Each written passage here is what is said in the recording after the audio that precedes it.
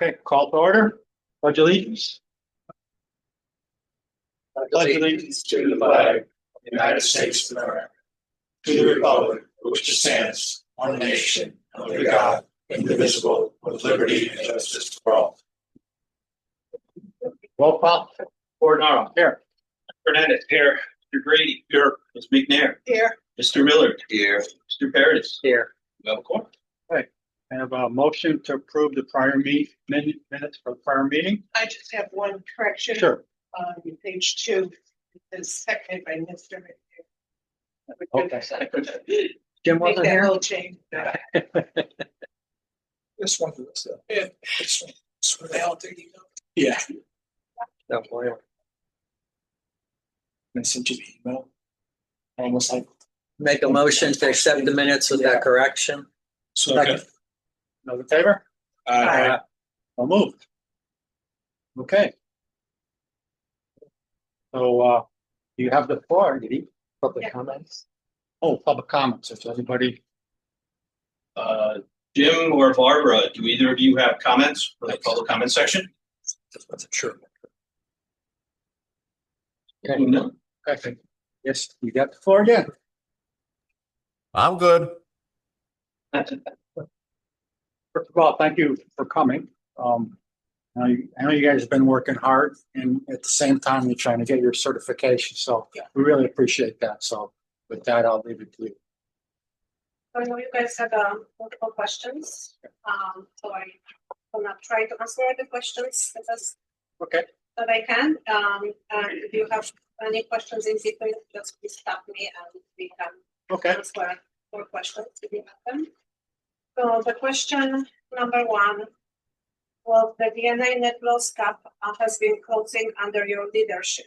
What steps have you taken to drive this improved performance? So over the past 2 years, we have fully reviewed every contract and worked closely with vendors to renegotiate terms and reduce fees. This effort has allowed us to significantly lower our overall expenses.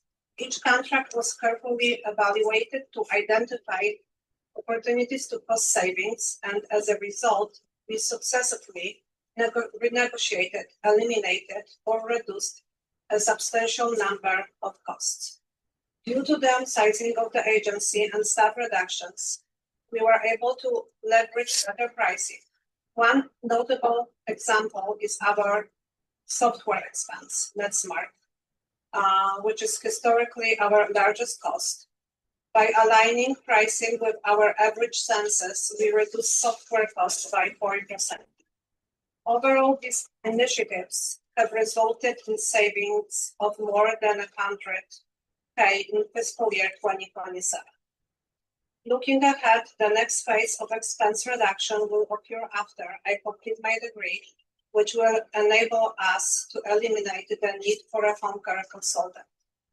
So I'm almost done with my program. The deadline is next week, actually December 15th. I'm doing the capstone project right now. And after that, the DPH gave me a waiver to they approved the position under waiver, and the condition of the waiver was to have the home care consultant 10 hours a week.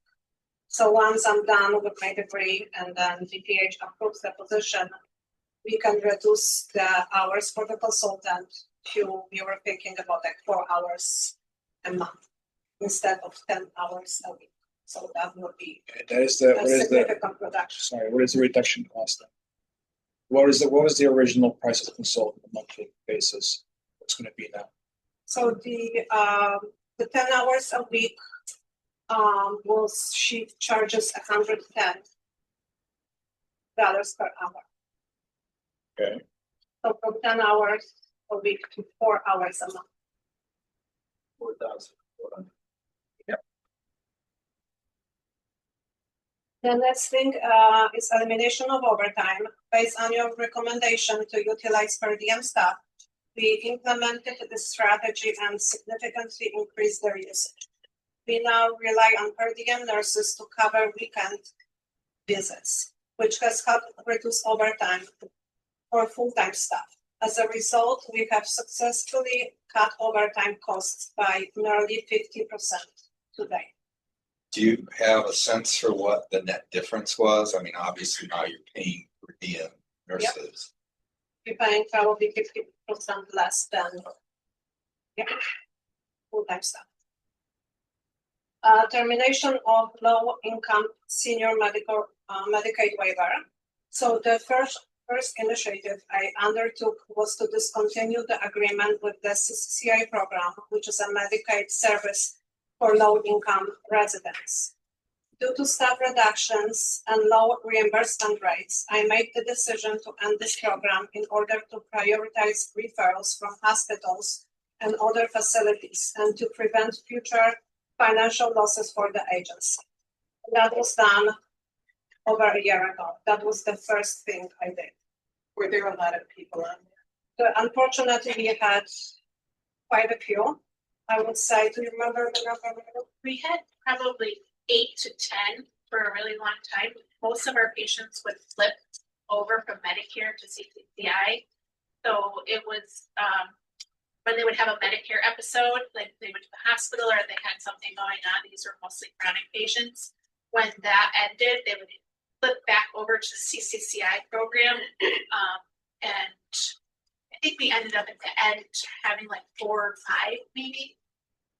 Right, and we transferred them to a different agency. How was that mixed with regards to in town and out of town? I mean, at one point, this a couple of years ago, your out of town numbers were higher, I think, than they are now, but Yeah. how did that focus? Eventually, I Are will you talk talking about about just the CCCI Yeah. people? Yeah. also We really didn't have any CCCI. I think we had like 1 or 2 ever since. most of for them the were past- full-time. Yeah, Yeah, like Okay, 99%. so they were largely rural. yes.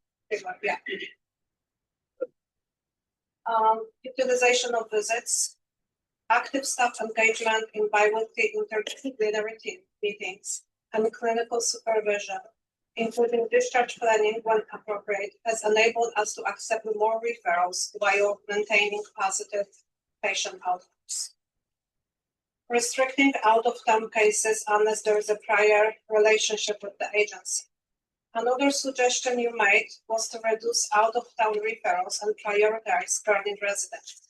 Based on that, I implemented a case-by-case approach for accepting out-of-town referrals, limiting them to situations where there is a prior relationship with our agency or when patients specifically request our services. This strategy has allowed us to increase local referrals to nearly 99%. So we are prioritizing the residents town. And again, we still accept out of town referrals, but it's only like basic, simple cases. We don't accept any wound care patients from out of town because that requires a lot of resources. So that increased the percentage of us serving the town residents, which I think you guys suggested that in the past, and we would like to continue that trend. Well, what are the recent marketing efforts you have undertaken? We decided to adopt a new marketing approach, moving away from previous strategies. The first step was optimizing our Google business profile to improve visibility in the home care field and position our agency at the top of search results. Now, when patients or families search for home care services nearby, Berlin VNA appears as a leading agency with the highest star rating in the community. Our updated Google profile now highlights the recent SHP Best Award, which recognizes us among the top 10% of agencies in the state. This award is based on our annual performance and patient satisfaction scores. We are currently working on linking other social media platforms to our Google profile. This allows patients and families to leave reviews, which enhances our credibility. Our next step is to create QR codes that we can provide to patients, encouraging them to share feedback easily. Just yesterday, we received a call from a patient's wife expressing gratitude for the exceptional care provided by our nurse and physical therapist. She mentioned that they had previously used Card for Healthcare, where the PT failed to show up for over 2 weeks. They were very appreciative of our timely services and asked how they could ensure continued access to our care in the future. They also informed us that they will be leaving an outstanding review on Google profile. We also collaborated with UConn and obtained access to their Epic referral system to increase referral from UConn from patients in town. When our census gets low, we also outreach to nursing facilities to get discharge planning departments aware of admission availability. We are also planning to strengthen our community presence for Berlin residents with the 100-year anniversary of Berlin BMA approaching next year. We intend to collaborate with the town to prepare like the Yankee Peddler Day event in Berlin next summer. Russell, do you want to add something? No, yeah. Hi, folks. My name is Russell Marth, M-A-R-T-H. Recently been chosen as chairman of the BNA board. My experience as a 40-year marketer is that I'm really into marketing.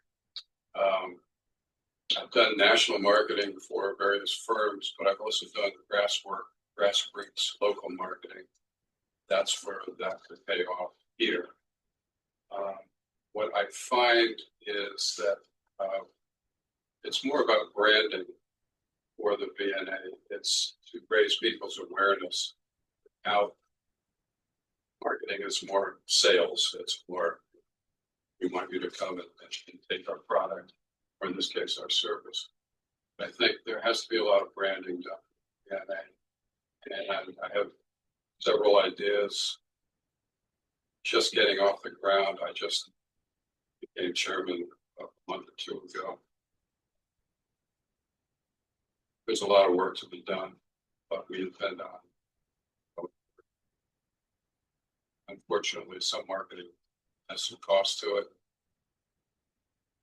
We're working on that too, and trying not to pull in your budget, but to get money elsewhere. It's a couple avenues to go through. So, and I'm also in the town that I used to live with, I'm a 9-year Board of Finance member. So I can appreciate where you're coming from. So, Thank you. Thank you, Russell. What count? Deeper, huge metropolis. Okay, moving forward. Next question. What is your methodology to evaluate the effectiveness of marketing programs? We understand that the impact of new marketing strategies will take time to materialize. As our online visibility grows, we anticipate an increase in referrals. To measure this, we are tracking all referrals, the sources, and admissions. Additionally, we review discharge planner notes in Epic to understand how patients selected our agency for home care services. These notes often indicate whether the patient or family specifically requested us, and we use this information to strengthen outreach to referral sources. What are the challenges that VNA is facing with insurance companies? Have recent Medicare changes made collection more difficult? I'm going to turn this to Margo. She can talk about the insurance reimbursements. And you have the handout there. Yeah, so there's an attachment number 1, which you're saying that Medicare Advantage contracts were established many years ago, and since then, most companies have provided only minimal rate increases, typically limited to specialized plans. Medicare-based rates have remained unchanged for more than 5 years and have not kept up the pace with rising labor costs and operational costs.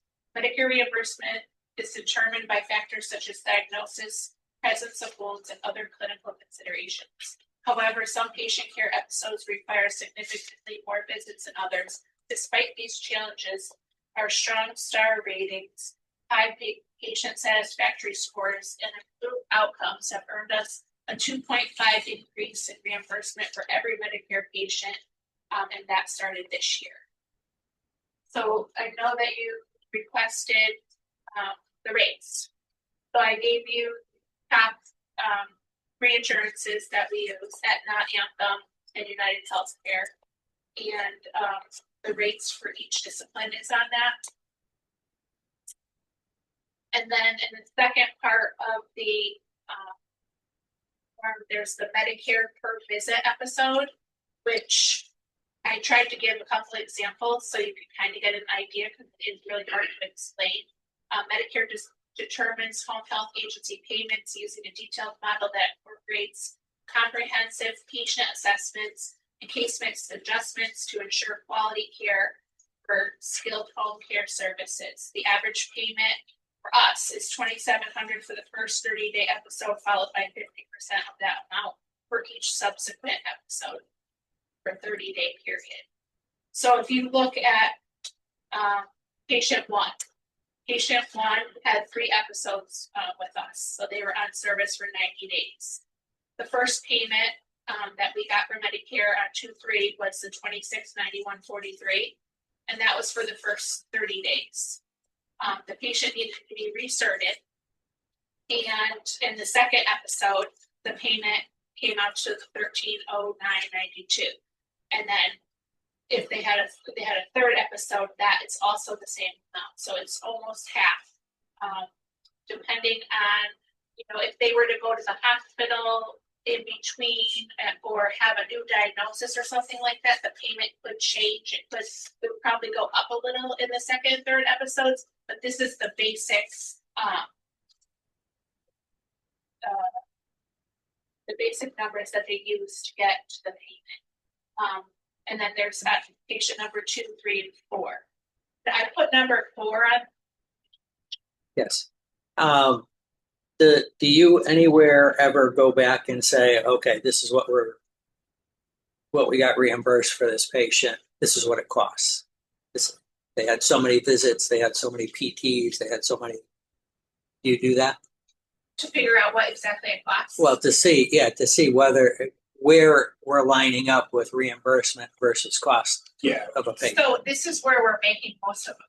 This is where we make the most money. Yeah. The Medicare. Okay, but But where's the cost? Like we see the money coming in. Well, that's coming. We have that Correct. later. It's later in Okay. okay. Sorry, Okay. later in the Sorry, I thought you- It would be here as well. Okay. Sorry to jump in. Yeah. No, that's okay. Yeah, but so in just question, so in patient 1, for example, right? Do you provide the same services on the second and third, or are there different services? Most of the time it's the same services, but that doesn't matter with the payment. It doesn't matter if we That's what I'm did saying. more services or less The services. payment is based Yeah. on diagnosis, if there is a presence of any surgical signs. Gotcha. Anything. It's based on the functional scores. There is a lot of factors Gotcha. that goes Yeah. determine the payment. Yeah, I'm just curious because if the cost is close to, the case 1, then you're losing money on the second and third case, you know what I mean? So, Yeah. yeah, okay, thank you. I think that's where we're getting jammed Yeah. up a little bit. Okay, Yeah. Thank you. Yeah, let's see. So then the other thing I wanted to point out was, just for an example, patient number 4. Patient number 4 is on there twice. They became our patient, I think it was January 2025, and you can see the first payment was the $2655.44, and then the second payment was substantially less. It was $1,277, and then the patient ended up being discharged, but then came back to us in it must have been September. And you can see there that the payment is actually lower for the first episode. And that's because their diagnosis was probably a lot less significant than it was the first time. So maybe they had something else going on, but it wasn't as serious as the first episode. So the payment will be less and it can work in reverse also. Okay, thank you. Thank you. Next question. What are your revenue and expenses forecasts for the remainder of fiscal year 26? I work closely with Kevin to monitor budget trends and receive monthly reports comparing our current performance to the prior year. Overall, the VNA net loss is running lower than the prior year. By continuing to reduce expenses while maintaining a stable census, we project even stronger results and will strive to close the gap even further. What metrics have you established as a benchmarks for running the VNA? To ensure the VNA operates efficiently and maintains high standards of care, I have established benchmarks across 4 key areas: financial performance, clinical quality, patient experience, and operational efficiency. So financial metrics, we track revenue and expenses against budget, monitor net margin trends, and analyze cost per episode of care to ensure sustainability. For clinical quality, our benchmarks include CMS star ratings, patient outcomes improvements, and hospital readmission rates, which aim to keep below state and national averages. Patient experience. We measure patient satisfaction scores through SHP surveys, monitor Google reviews, and review discharge planner notes in Epic to understand how patients choose our services. Operational efficiency. We track census stability, referral conversion rates, and staff utilization, including overtime reduction and per diem usage. These benchmarks allow us to identify trends, make data-driven decisions, and continuously improve both financial health and patient care outcomes. What is the average hourly cost for nurses and each specialist? We estimated that the average cost of a visit for nursing would be around $100 per visit.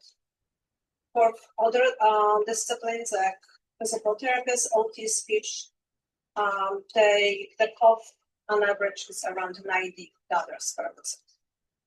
So, we're always, every time we've gone through this, which is like, what, how many years now? Years and years and years. We keep asking a fundamental question. The question is always, how much money does it cost to get a dollar's worth of revenue? Okay. So when you have these, so let's just take it and look at it from the insurance reimbursements, not the Medicare. So we're basically saying skilled nurse costs you $100, you get $104. Is that $100 a loaded cost? Is that inclusive of benefits? Is that looking at your loader on top of that as supervision? So each one of these, you're using a significant amount of money. Yeah. But we'd like to know that. Yes. Yeah. Because that's the real measure. Yes. When you talk about all the cost savings, that's all great. You're doing some really, really good things here. But the number you want to see coming down is the cost per dollar of revenue. And that's not evident here at all. That's what we really need to see, and that should be your primary benchmark. Is trying, ideally, you'd like to get that cost down to $103 if you could. Probably not practical, but that's where you want to try to. You want to be looking to move that down, and if you're not looking at it, you can't get there. Okay, no matter what you do, and that's the key indicator I think for us. That's the one we've been asking for years. Not saying that's your fault we don't have it. It's just that. That's the number to try to get your hands around. And this actually, you get, then you need the other thing that we had issues with the last one. They were doing fair with the number of cases they had, whatever, but they had a lot of staff. They also had a lot of downtime. So, what's your bench rate? There's no downtime. Okay, so that's a good thing. That's a good thing. And hopefully that's why we kind of stress that, with the PT and OT, then you don't have people sitting around doing that, because that was a problem before. They were losing a lot of money.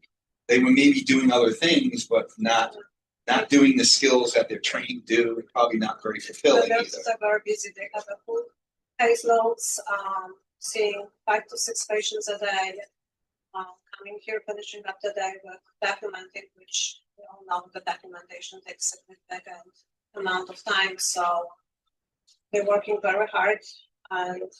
But Kevin, I mean, you should be able to help them understand loaders on the stuff and whatever, and portion out parts of her time or whatever, to come up with a realistic hourly rate of what it costs, right? To dovetail on what you're saying, the average cost of a visit isn't $100. It would be $100 plus whatever else. Direct costs plus Benefits. indirect Right. costs. So that would be the Overheads, figure. loaders. If it's 150, if it's a 300, whatever that number And, is. and don't be scared by the number, because it's evident in It is what it the is. fact It is that what it you're is. not, you're running at a loss. But it tells you how you're doing, it tells you where to focus and what's really hurting That's your. really good suggestion here. We need to talk about That's, to me, that's the real metric. So money's gonna come in no matter what, right? You have to control the overhead and the expenses, and that's the real metric. Like spending two to chase one, you'll never get ahead. It's just the way it is. But I'm also gonna say that this is my sixth budget, and this is the first time I've actually seen a direction Yes, I think it's great. where It's very good. there's an actual attempt to make this a business. Yep. Instead of having year after year, the BNA come a year ago.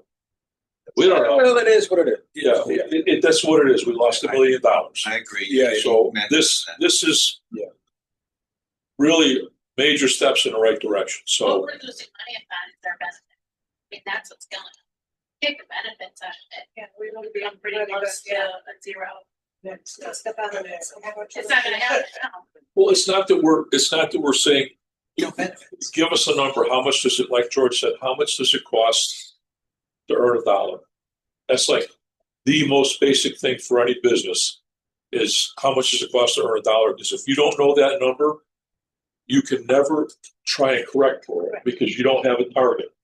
So it's really, I mean, we've been told it's too complicated to get. And in reality, you spend X number of dollars and you take in X number of dollars.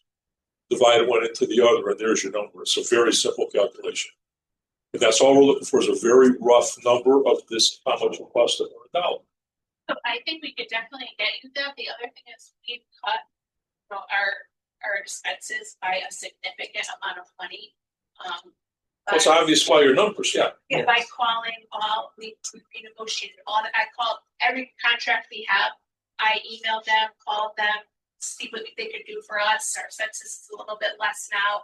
Can you give us a break? And we got 50% on like every single place. So imagine the story that would tell if you could go back to that and go on this date, da da da.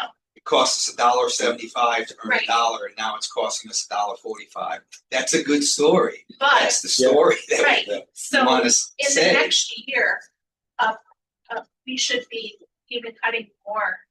We figured we're saying 100,000, but it's a lot It's more. even more. It's Yeah, a lot based more on than the 100,000. size of the agency, the All Lower this question of census. VNA was out of desperation because we were getting nothing.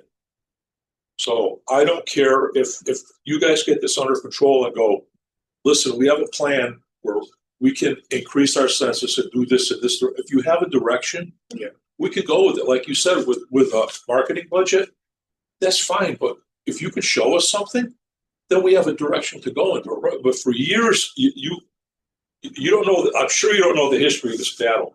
We were over $1 million losses, and nobody knew where the money was going. So now at least we see people making an attempt to at least identify the problems and get in the right direction. So, I think this is all good. They would come in and tell us we have to increase our census. Well, we increased the census and we lost more money. So I mean, we were at 80 at one time. Now we're at 30. I mean, yes, we're losing less. We're servicing less. We're losing less. I mean, from some perspectives, that's good too. We'd like to see you lose as little as possible.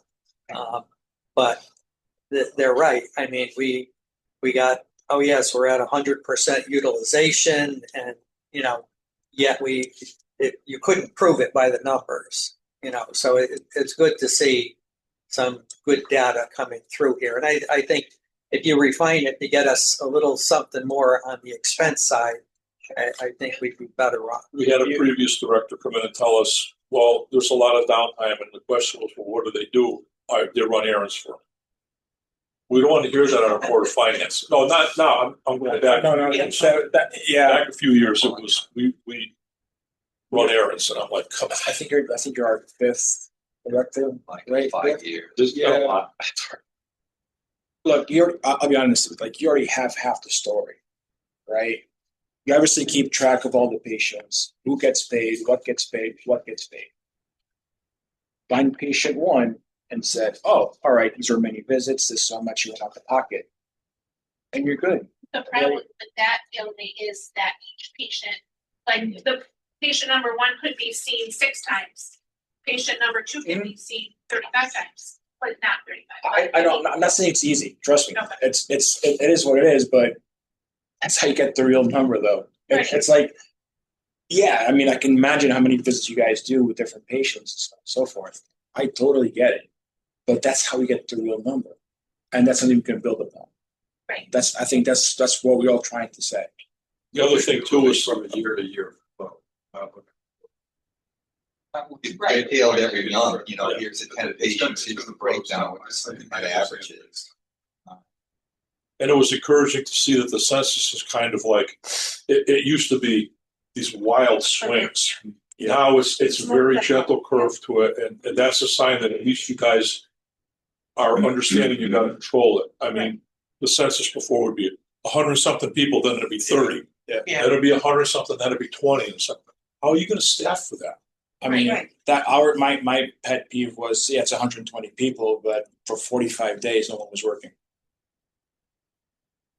How do you, for 3 months, a 3-month period, like you half the time you're not doing because your census is so high. Like it was gonna understand that. I couldn't get back with it, to be honest with you. But like I said, this is good. This is really good. Do you do financial reporting to the VNA board? Yes, we do. Yeah, we meet, like 10, maybe 9 times a year. And Like what kind of reports do you give them? I just talk about the reports that Kevin sends me monthly, Budget report? budget reports. It's the P&L that you have in the back of the packet. Yeah, we go over that, each. Our DNA board just got finally staffed. The first We time had 2 months ago. Your full? members, so we Years. couldn't get the members, so we are in good shape now. We have like at least 4 new members. You got some good people on that board. We have really good people, yes. We could actually use a few more Yeah. good people. Yeah, And we could. if any of you know anybody, Just. really, we're right at 7, and we need 7 for a quorum to get things done. And sometimes we have 6, sometimes we have 5. Because the agency We had was 7. large. Yeah. So we're supposed to have 12 Wow. I members. think which we're Good. like. We have, I don't know. we were Is that 9. a chart? Yes, Yeah. it It's is. a chart. It's very That's good. Yeah, but we are getting there. For 6 months, we couldn't get anything up because we. No, 2023 we're gonna go. Yeah, no, yeah, so we are getting there. I have 2 more questions. Yeah. How many days are spent with clients on average? The number of days we spend with clients varies based on their individual needs and physician orders. On average, most patients receive service for about 30 to 60 days during the episode of care. Within that time frame, the typical frequency is approximately 2 visits per week, each lasting around 1 hour. In certain cases, such as wound care or complex medical needs, the duration of frequency may be higher, but those situations are less common. And the last question is, what was the census to date and what is the projected census for the remainder of the fiscal year? The average census is approximately 30 patients. This has been our target based on current staffing levels, and we are projecting to maintain a census of around 30 moving forward. If we have any luck marketing, we might get 31. Or 32. Are there any, Always that customer acquisitions. Pretty high. The marketing budget, yeah. The grassroots marketing. But if we had a few more people, dedicated people on the board, it's a really good group now. If a few more, we could go out and talk with groups and do things for 0 cost. And that would be really cool. Wouldn't be mad at us when we come back as a group project. Thank you, this was really good. Thank you. is there any other questions? Is there any Good questions? job. I'll look at the financial report. I did it kind of currently, to kind of give you, we didn't want to go back and go forward. But right now, our patients, we have 33 patients right now. We have 30 Berlin patients, 3 out of town. Our top referral sources, our SNPs, and then the hospitals, and the home clinic was 3rd, 5th. And then the pair mix bar is there. Right now we have mostly Medicare Advantage patients. Little bit of commercial, some Medicare, and then to date, that's what our revenue is like. I think it's around 166,000 to date. And then the visits are all there for the list of yes, and then the staffing. So on this sheet, when you list like Aetna, Anthem, whatever, these are the Medicare Advantage companies? Yes. Yep. So Do you do any rehab or whatever for non-Medicare? we do, but we rarely get any, and that's obviously someone that's under 65. So we'll get a young person here and there, or someone that's 63 or 64, but for the most part, we don't get many. Are the insurance Payments- reimbursements about the same? It's about the same, except for I've noticed that in the past year, a couple of the Medicare Advantage plans and the commercial plans like the Anthem are giving a little bit extra. And I don't even know why, but I'm not taking it, so. But I think it's specialized plans, like if you've got a plan through, I don't know, the Glastonbury, school of the Glastonbury or something, and maybe they have a little bit better of a plan than another town. Not sure how that is all going down. That's few and far between the younger. Yeah, we don't get a lot. Yeah, I don't get hurt that much. Okay, so thank you for great presentation. Yeah. You guys put a lot of work even into answering our questions. And we have a good feeling that you're working just as hard as what these words say. You know, we appreciate and congratulations on you getting your certification. Well done. For having us. Thank you. Thank you. Thank you. Thank you. Thanks, guys.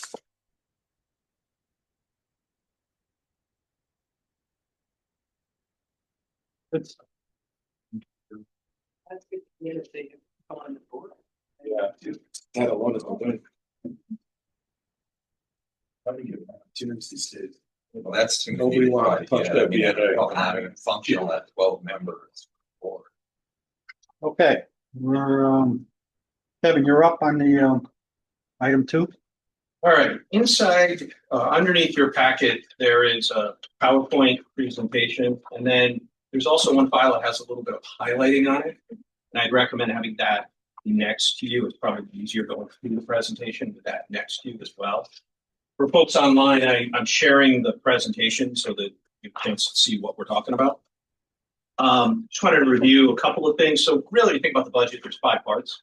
This presentation will go to the council, kind of kick off the process of trying to appropriate the BHS reimbursement money and identified known surplus debt service money, as well as now that the audit, we're just about complete with issuing the audit report.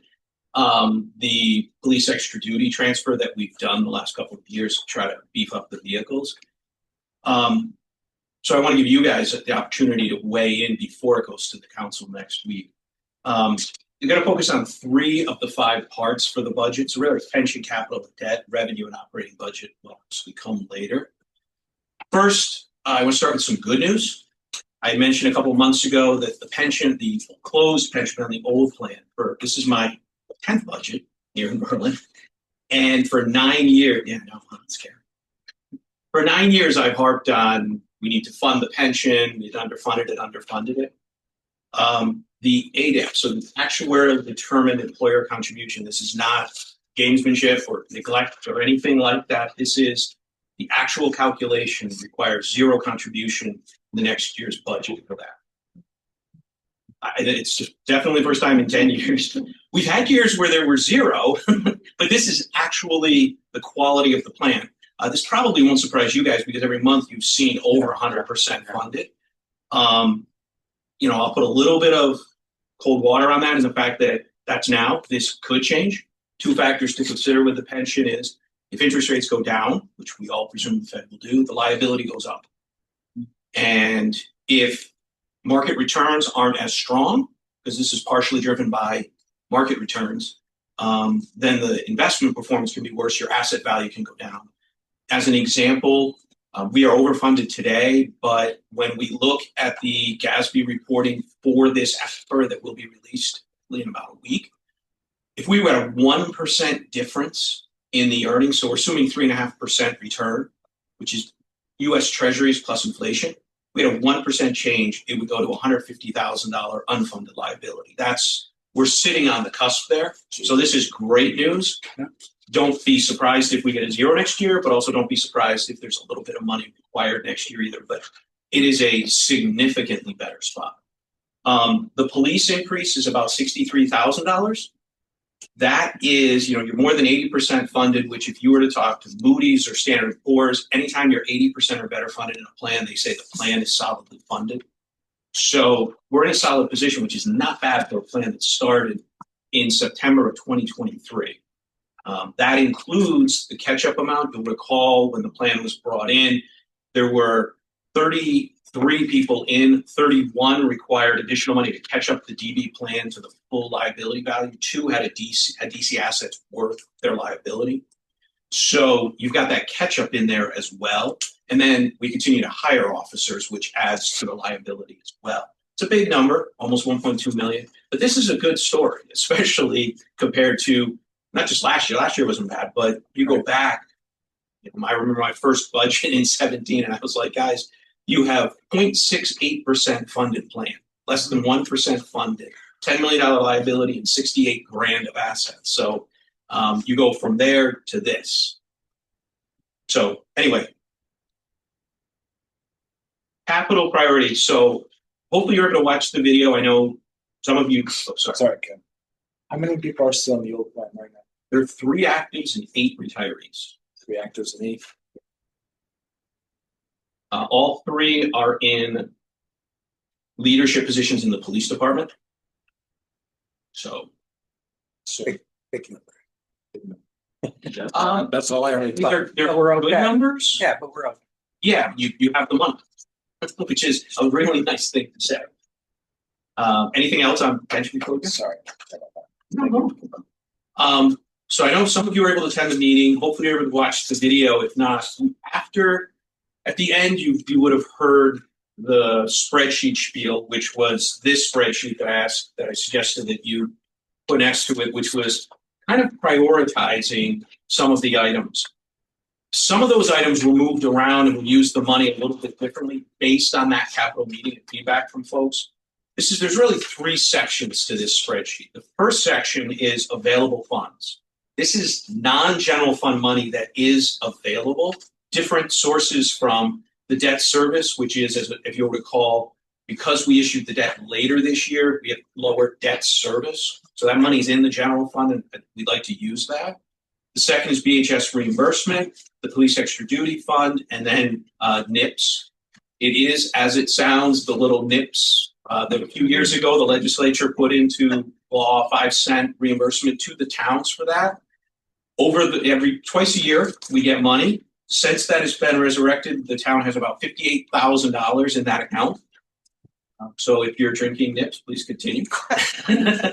That's earmarked for specific programs, Yes. though, right? They have to be environmentally, whatever. There's very specific things. So we have a recommendation of using it, and it has been vetted with the town attorney to make sure that what we're proposing to use comply with that legislation.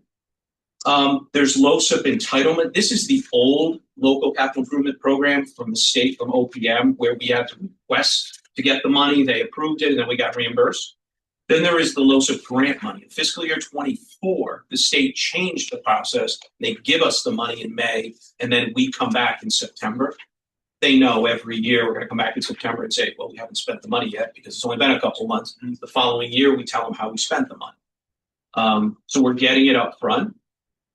This is the money that's left over. You can see from 25 and 26. 25 was used for the Willard parking lot, the lights, the parking lot, the paving there. So this is what's left over of that allotment, plus 26 that we will be getting in May.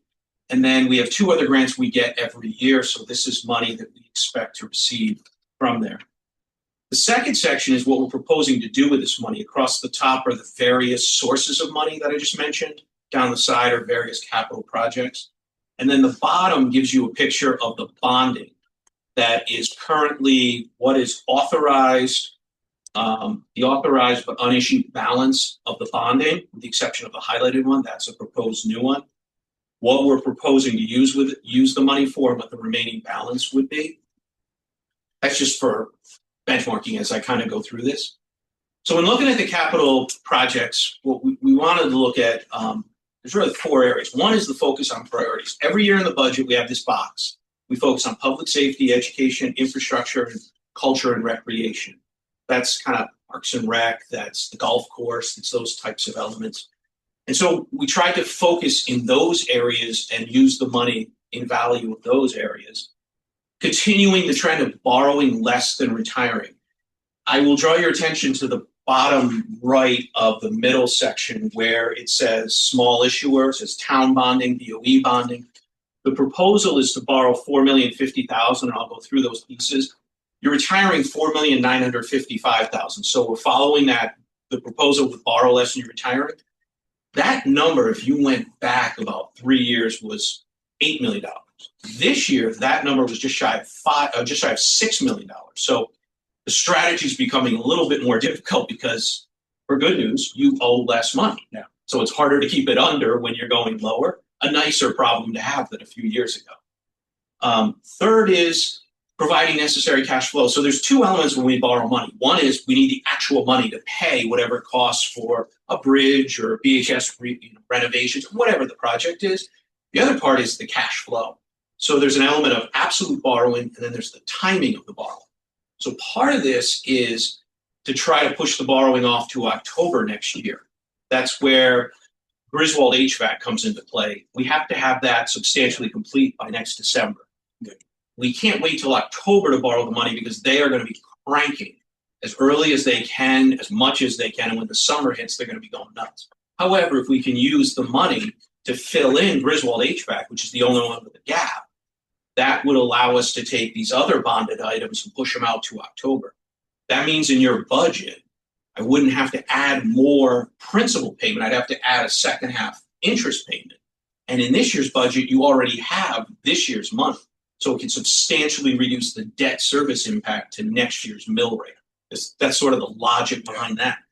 And the fourth is try to utilize your bonding authority. So reducing the need to go out and pay the attorneys to issue a new bond. So can we use the money for things that we haven't already put in a bond ordinance together and leave the money where you already have an ordinance in place? If you're going to borrow money, the dollar amount's the dollar amount. But if you can avoid paying the attorneys more, no offense to the attorneys, our bond counsel is fantastic. But if we can save, it could be anywhere from $15,000 to $25,000, depending on how big the bond ordinance is. So the next slide is the long-term debt plan. And I put this on here not for all of the details, but really for the bottom line. There are some big items coming out here. So this is to also encourage you and the council to think about using this BHS reimbursement money to the extent possible to maybe mitigate some of the borrowing now to tee you up. For those who've been around, when I first got here, one of the things I had talked about is coming into the high school project. Just like if you were going to take out a mortgage out on your house, the mortgage broker would tell you, borrow with less. Don't open new credit cards. Don't buy a new car. Keep your debt down. Well, we had funds at that time, and we bought fire trucks. We did bridges. We did other things. There was nothing irresponsible about it, but typically you try to figure out, how can I tighten my belt if I know I'm going to have big borrowing? And the town was going out borrowing $47 million for the high school project. This is an opportunity to maybe have a second pass at that and say, well, if we've got big ticket items, you've got desires and recreational areas, East Berlin Pool work there. You've got fire trucks. You've got bridges coming up. You've got windows at the schools, town hall.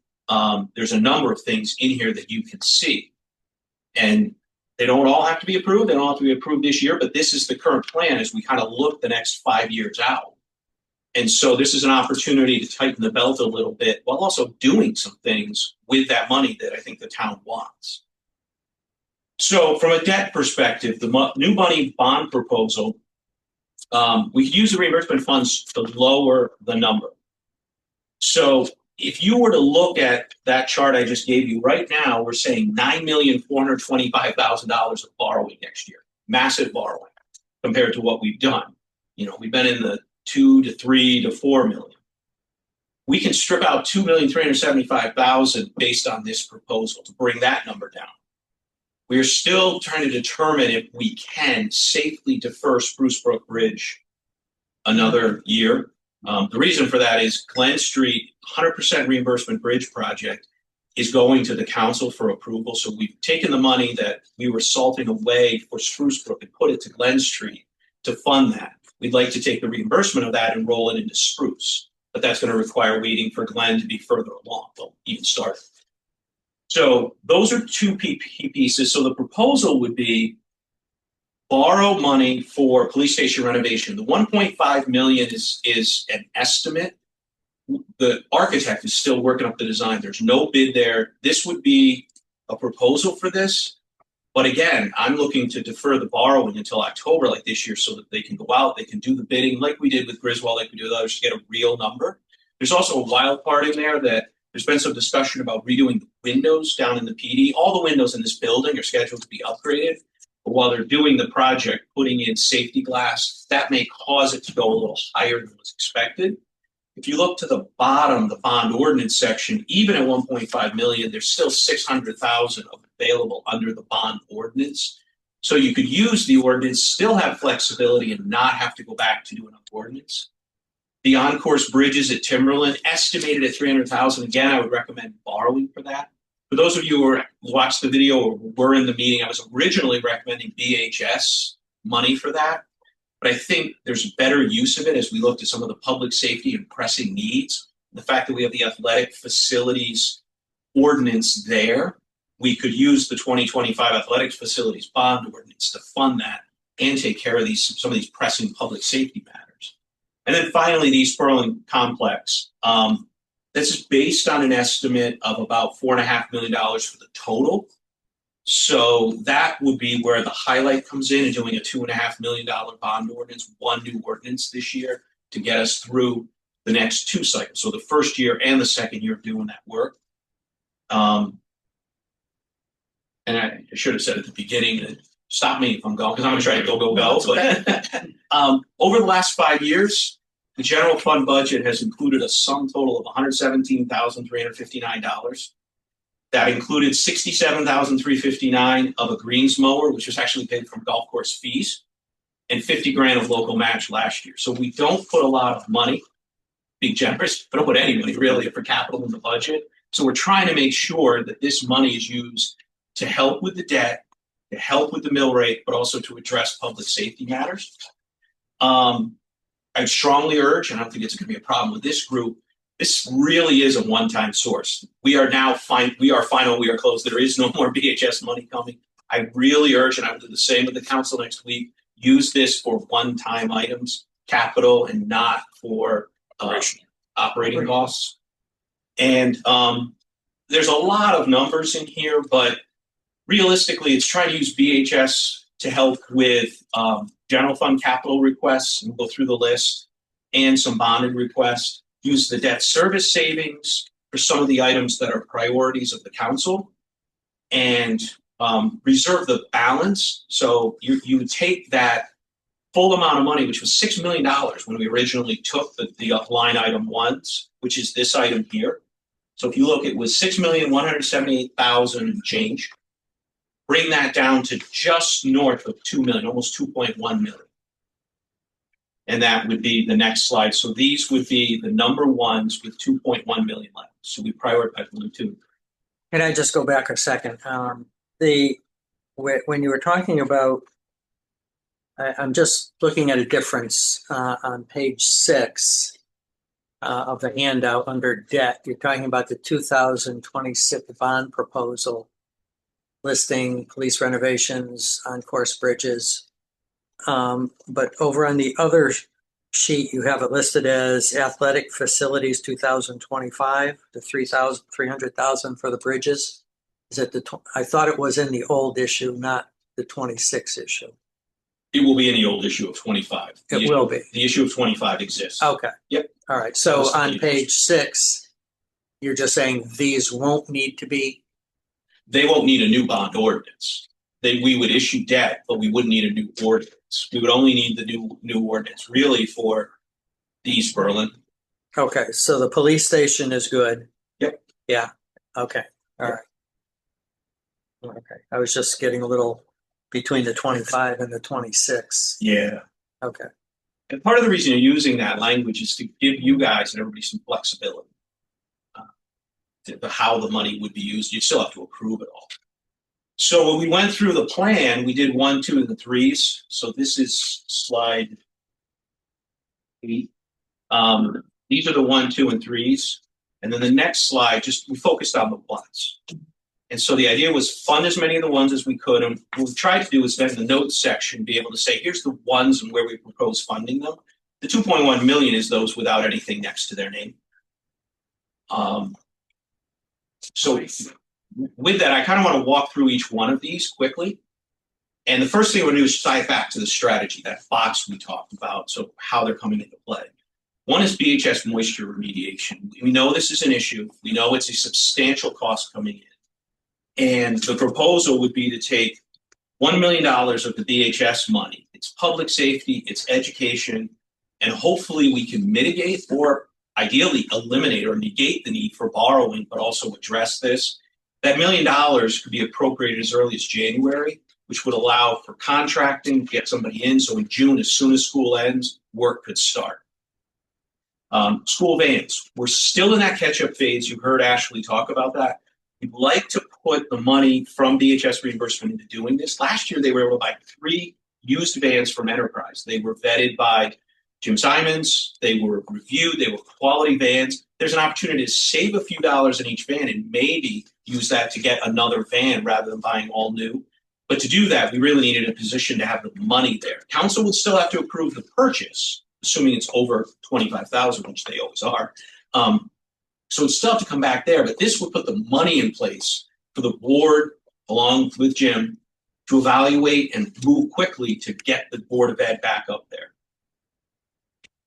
Police vehicles. Again, when the window opens, we want to have the money in place so Jim can go to the council, get approval, and get the vehicles that we need. There's 5 vehicles in the plan. So if you look at the police vehicles on the spreadsheet, we're looking at $210,000 from BHS reimbursement and $150,000 from the police extra duty to fund the $360,000 needed for those 5 vehicles that Jim outlined in the plan. And we'd So like over to. 70 grand a vehicle? Well, you've got vehicles, but then you've also got. No, I understand, you got equipment.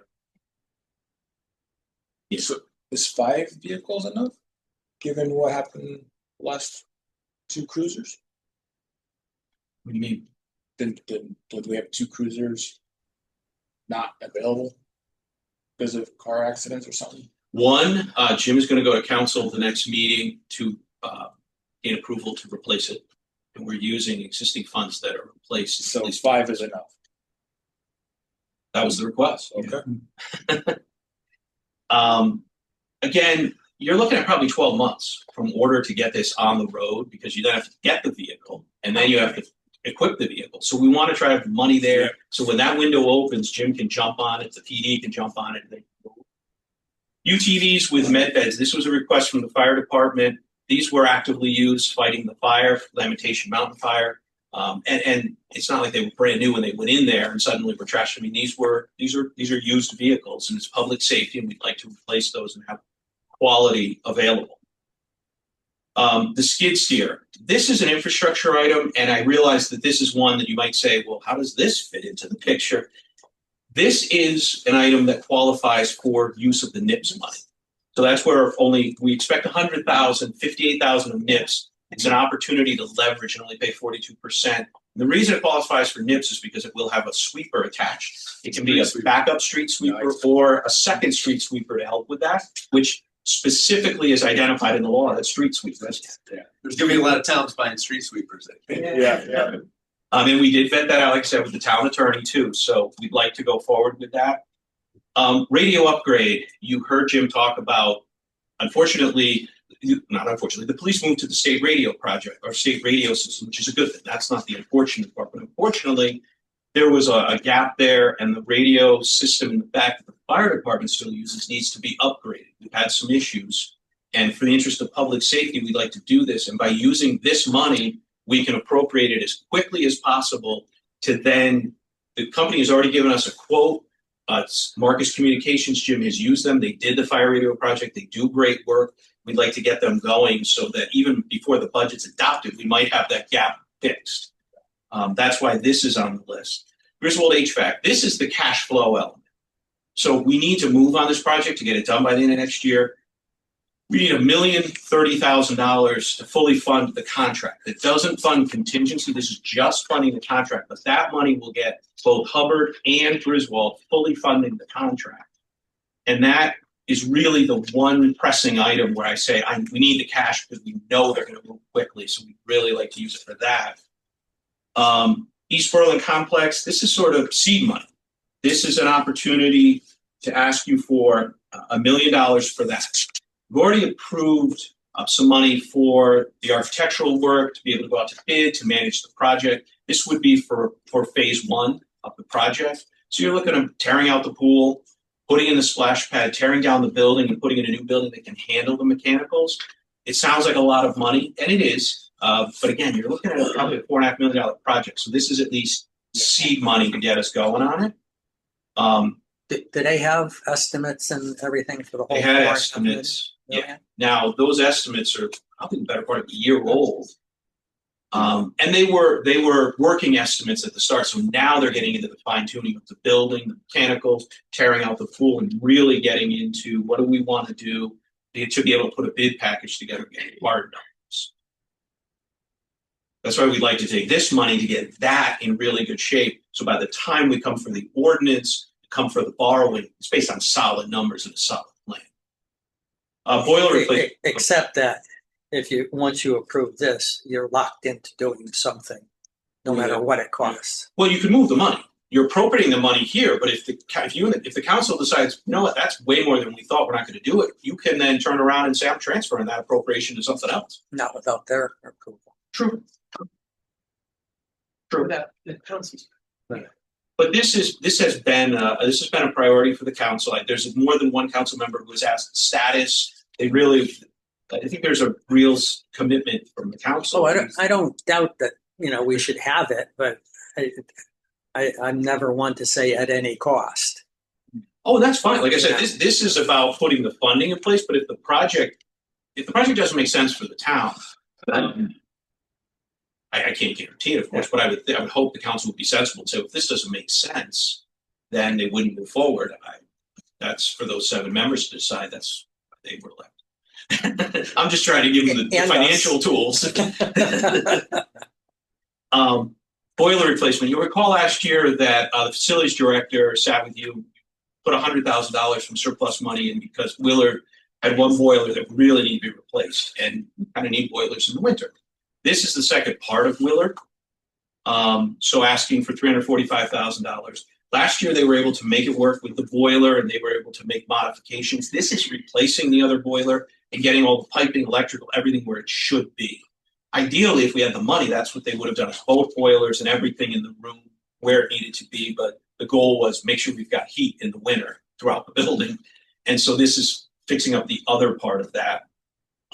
One thing that was not included on here that was discussed, so we want to call it out because we want to give you guys the opportunity, and we can leave it the way it is and have the council talk about it, but a couple $100,000 for painting Worthington Meeting House. With America 250 and the celebration coming up, there is the option we could take BHS money, appropriate it so they could work on going out to bid and get somebody in line and try to do that painting in the spring. One thought would be maybe reduce the East Berlin from $1 million to $800,000 and put $200,000 of BHS money towards this. Just putting it out there. There is a committee, right? For America 250? No, for Worthington. That's part of the That's the historic. the Worthington Historic Society there. Oh, The problem is that part of the town? we own the building, Okay. so we don't paint the building and then we spend $1 million to recite it in 5 years. No, but it's like, $200,000, is it just the outside? Yeah. It's just, that's $200,000 Paint it. to paint the You outside. gotta scrape it first. Scrape it, painted with 15 It layers needs a of paint. lot of scraping. Yeah, I- not- probably- You know how I question everything? Probably You know how I gotta question stand the last everything? I couple. drove down there and looked at it. Not very.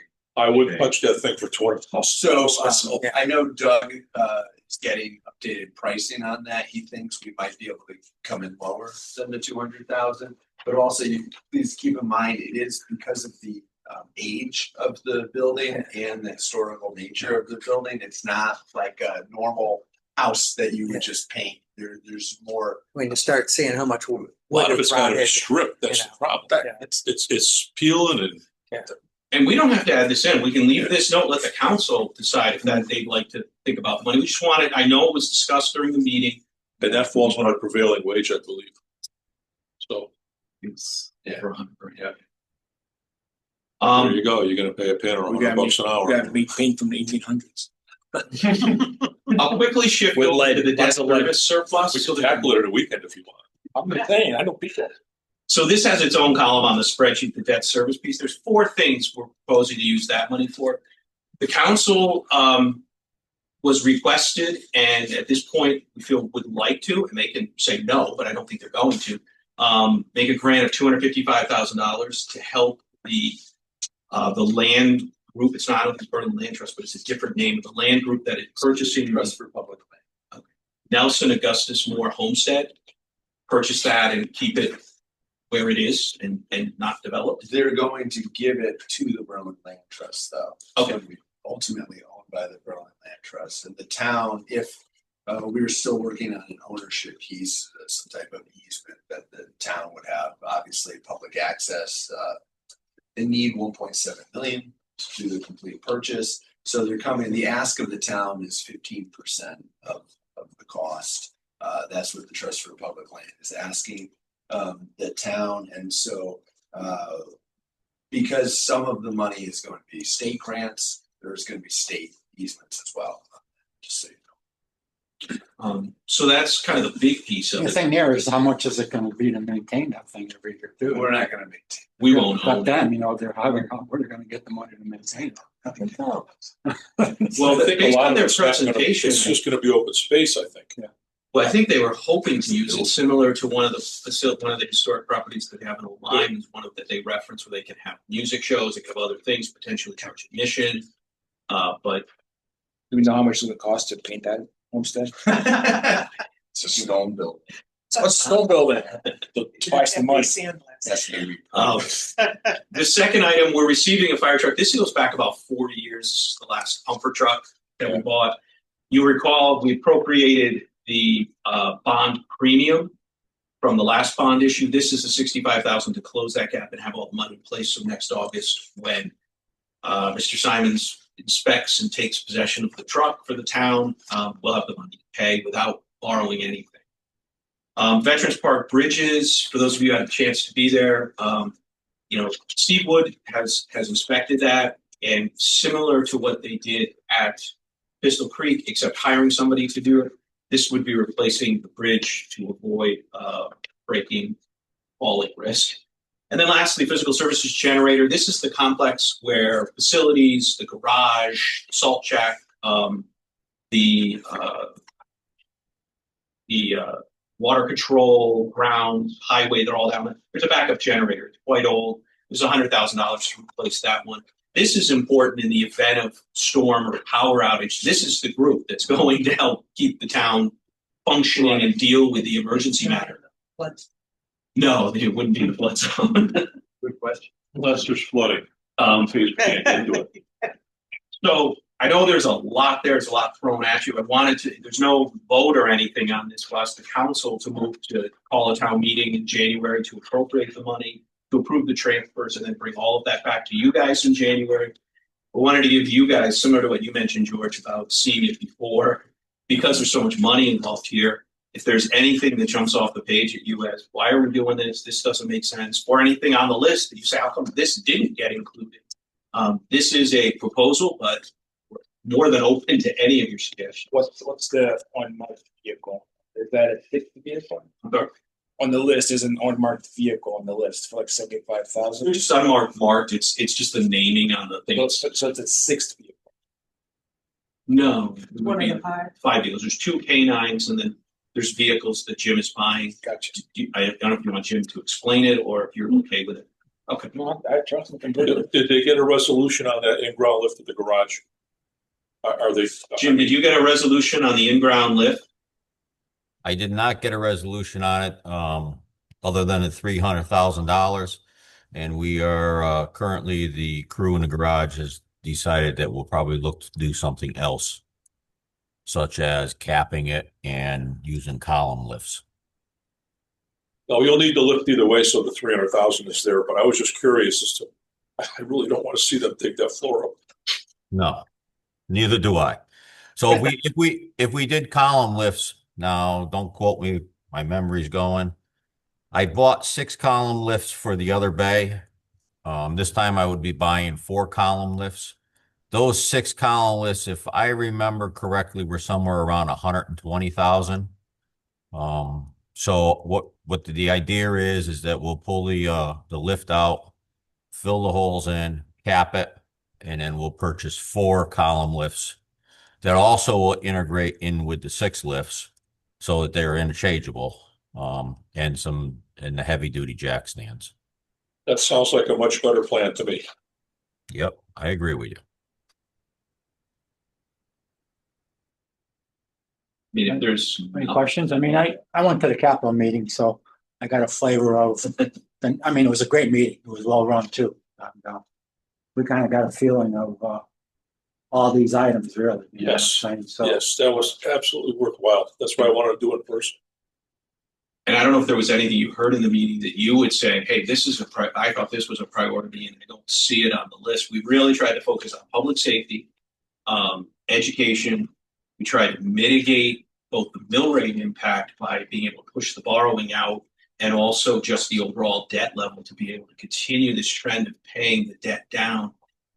It's really been substantial, from 107 million down to under 50 million. All while actually doing a number of things too. It's not like we could have just starved the town for 8 years and said, hey, we're at zero, great, and everything else is breaking. And I don't really feel like that was done. There's always more to be done because there's always more. We have that in our house too. Honestly, I get a bad taste in my mouth when I come here every meeting though. And like tonight, I counted 13 police cars in the parking lot at night. Now, we're buying 5 more police cars. There's police cars on the road. Who needs all these police cars? And maybe they all got 300,000 miles on them. Maybe they're all junk. Why are they still sitting here? Isn't there a plan to dispose of them? I mean, literally, there's an entire row of police vehicles down this way, and they're parked over here. So how can we be buying 5 more? 2 of them that they're buying are canines. So I understand. Those would get changed out. 2 of those are kind of direct change out. But didn't we just buy a 3rd canine car not too long ago? That'll be a 3rd canine car. 3. Which we're back to the same thing. Well, that's a whole different story. We have 3 canines in a town with 20,000 people. A part of the challenge we have is there's a policy in place of more people in the police department receiving vehicles, either for take home, which you're not going to see in the back there, or larger staff. So more people doing that. I hear what you're saying. I Then really maybe we need to look at the number of people that have take home vehicles, because somebody has to pay for these. Who takes home the vehicles? I presume it's senior staff. Senior staff. Okay. All the detectives, the dog cars. There's your chief, your deputy chief, your lieutenants. Now, keep in mind, when they have the car, it's also to respond. I know, going back to when I first got here, the description that I got, not just for the chief and deputy chief, but was also for facilities and, the facilities, the fleet manager, the highway, grounds. When there's a storm, they have to come in, and part of this is to make sure that they have the ability to come in and deal with it. So the chief and deputy was, you're getting this car. Traditional, that's part of the job. I'm sorry? That's been traditional, that's been part of the job. 24/7, you're there. It's been in the past few years drastically expanded. The best I can say to that is I think that's a valid discussion to have with the chief and deputy I think during we the need to have that budget one. hearings. I'm not. We don't call it off by I'm the not in a position to answer. Yeah. That's a decision between the leadership and between the police commission. Jim, I don't know if you have anything to say, or to referring it to the chief. No, I don't want to overstep my bounds, but there's 13 cars out there. One is a traffic car that's set up for investigation traffic and traffic enforcement. One is a court car that's set up for transporting prisoners back and forth to court. Two are supervisors' vehicles. Now, one supervisor vehicle is on the road at all times. They have two of them so we can alternate them and maintain them. One is a training car, which is actually a spare car for it's used for training and sending people to training, but it's also when we pull a K9 car. In fact, we'll be pulling a K9 car in the next few days. They'll actually be utilizing that. At night, there is limited amount of police officers on the road, which you know. During the daytime, there's much more police officers on the road, and then they also have the road jobs or extra duty jobs. And, you know, I say the same thing when I go to town meetings at night. Look at all the cars sitting there. And then I come up during the daytime and I say, wow, there's no cars here anymore. So I'm not sticking up for them and I'm not making an excuse for them. But they use those cars. I just think they can be utilized a little better. That's for $80,000 another person, not me. Yeah, but like I said, $80,000 a vehicle. I think maybe we need to look at getting more vehicles on patrol and less vehicles not on patrol. And a very valid discussion for the chief and deputy chief, and if you feel necessary, the police commission, chair of the police commission or whatever. I think it's a valid discussion. Which this year we're replacing two K9 cars that came in at the same time. I believe those are 2019s, and those need to go. The 3 patrol cars, we've been shortchanging the patrol officers for a little while because we filled out the admin cars and we had a shortage of cars due to incidents on the road. It's catch up, but there's 32 cars sitting down in the police department. And when you look at that fleet of 32 cars in that police department, you really need to be replacing at least 4 cars a year, whether they're patrol cars or whether they're admin cars, detective cars. It just, that's what the mathematical balance is. You need to replace, and I say 4, Drew said 3 at the Capitol meeting. I still maintain that we need to replace 4 cars, and that's without adding any cars. But the thing that concerns me about what you said is that patrol has been getting shortchanged.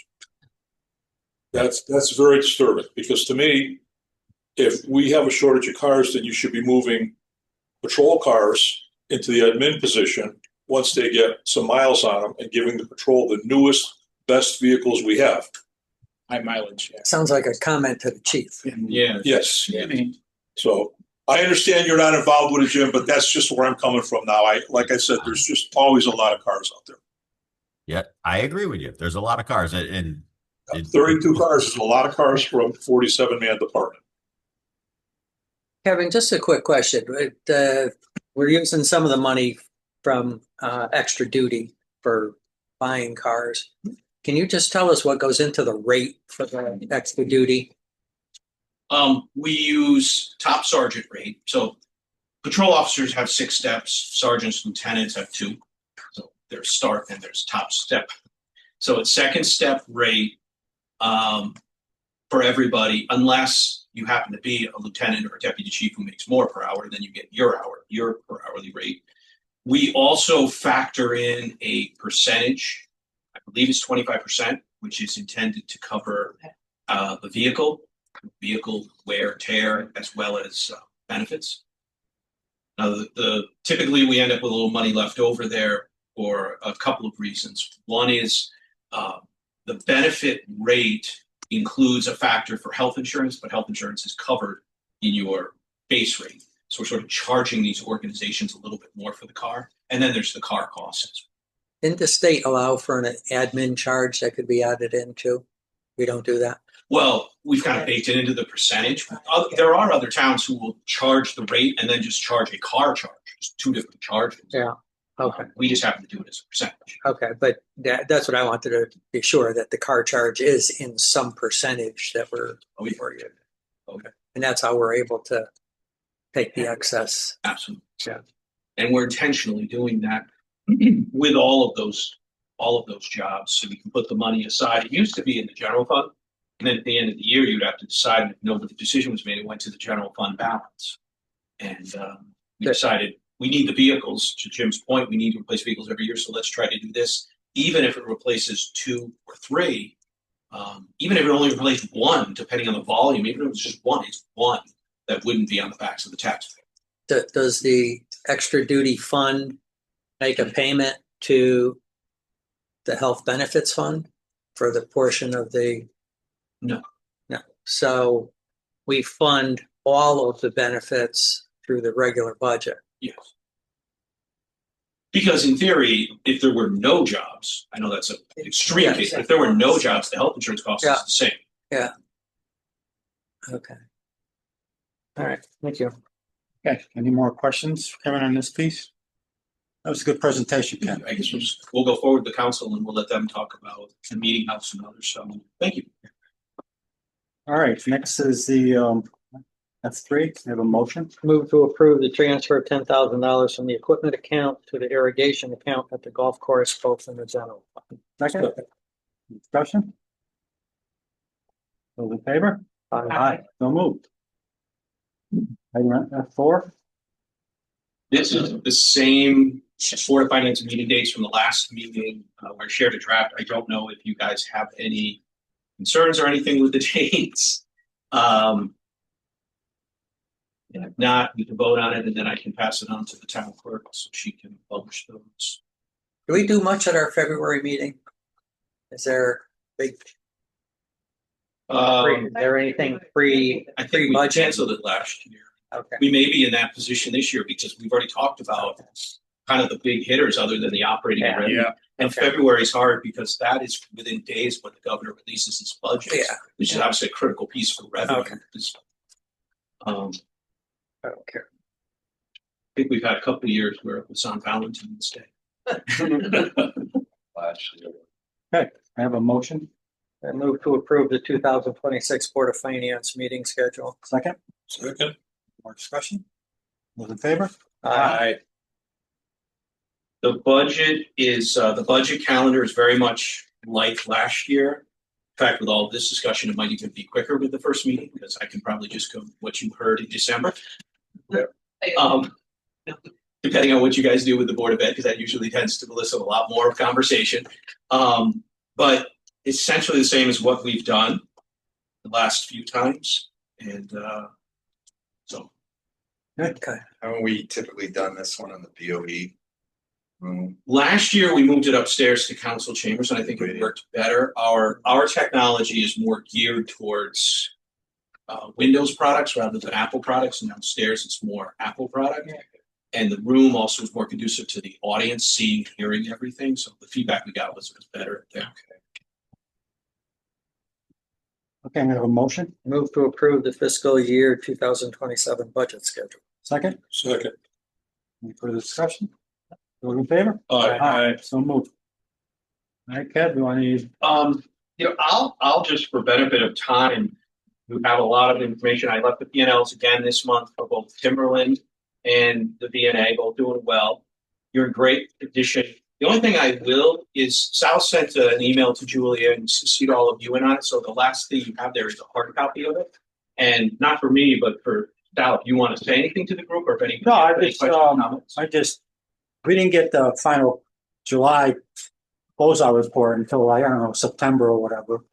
So I wanted to take a look at it and say, I wanted to just look at it. And then I compared it to the end of June report, and there was big shifts in budget reallocations between the end of June report and the actual closeout. Of course, I had questions, why did that happen and so forth.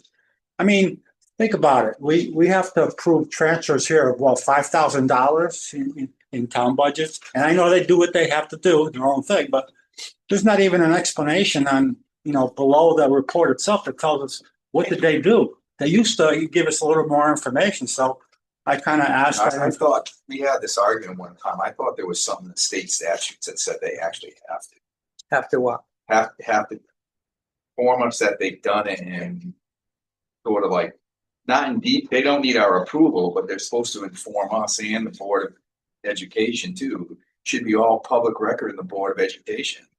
They're supposed to have a discussion about that before they do it. So Oh, so their minutes don't have a discussion. I don't know whether they do or not. That might be worth looking at, Sal. Well, I've seen a couple of them and, you know, they, like you said, they were doing them. They're so cryptic and high level that they're ridiculous because they do it at those, 12 item levels instead of at the individual budget level, line item budget level, which I don't know if that's the intent of what I'll have to look at what the statute is. We got in an argument with Julia about that one day. well, I just want to make a comment. A couple of years ago, we ran into a little bit of problems with correspondence with the Board of Ed.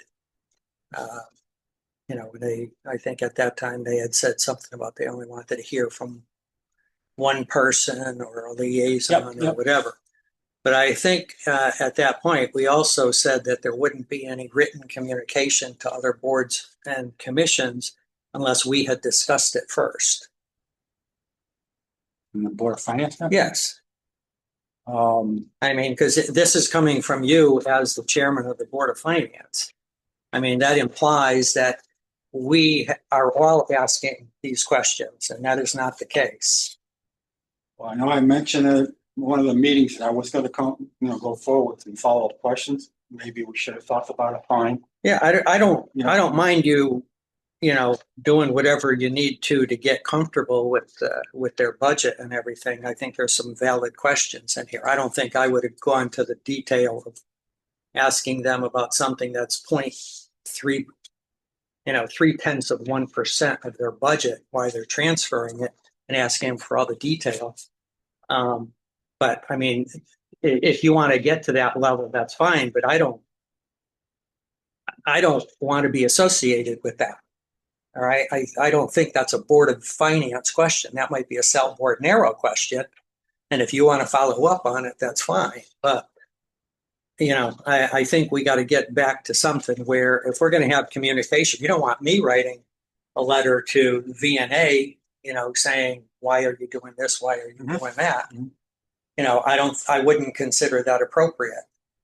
So I'd like to get it back to where if we want to do communications with other boards or commissions, that we talk about it beforehand and get some consensus as to what it is that we're looking for. Because some of these questions I could have too. All right. But I wouldn't go with that extent. That's fine. That's fair. That's fair. Okay. And the final one really was associated with, they tell us, here's what we need, here's what we're going to get, and here's the cuts we're going to make. And I mean, we never followed through after to say, did you really make these cuts, or give us an update on what you did? So, and I think that's a valid point. So, okay, that's fair. Okay. Well, maybe we could just do something as simple as make a list of questions and then just take a quick discussion here and a vote on it. We could, if there's something that bothers Jerry, we can line it out and then we can develop it as a question from the group. I wouldn't have a problem with that. Because a lot of these questions, I actually didn't see this. And I'm reading it now going, wow, that's not good. That's not good either. Well, I think some of it too is we have some basic philosophy differences in terms of how much monitoring or whatever of their budget we should be doing. All right. I know that goes back, to the beginning here. So, I mean, what I would line out is irrelevant. We need a consensus as to what it is, that we can be asking. I'd love to know the equipment, and the things you have about the FTEs. I think all of those are big budget questions. I don't think I would get into how come you needed to transfer this much into your certified salaries at the end of the year. They have budget changes, things happen, things change. Kevin has transfers at the end of the year. We don't ask him, to tell us, every little thing about what's making it up. So, Well, but Kevin, if it's at the end of June, Kevin will tell us what, the potential transfer is, and what the there's not transfer is. there's not a drastic difference between what he tells us the end of June and maybe the final closeout. In this case, there was drastic differences. That's all I was looking at. Well, I guess here too, the question is what you consider a drastic difference and what someone else might not consider a drastic difference. I looked at some of these and it's like, like I said, one of them I just pulled right off the first one, 214,000. That's 0.3% of a $55 million budget. I mean, seems pretty small number to me. But that's again, that's why we have different opinions. Okay. All right. Anything else? Okay. Motion to adjourn. Second. In favor? Aye. So move. This was fun. Seriously, I love it.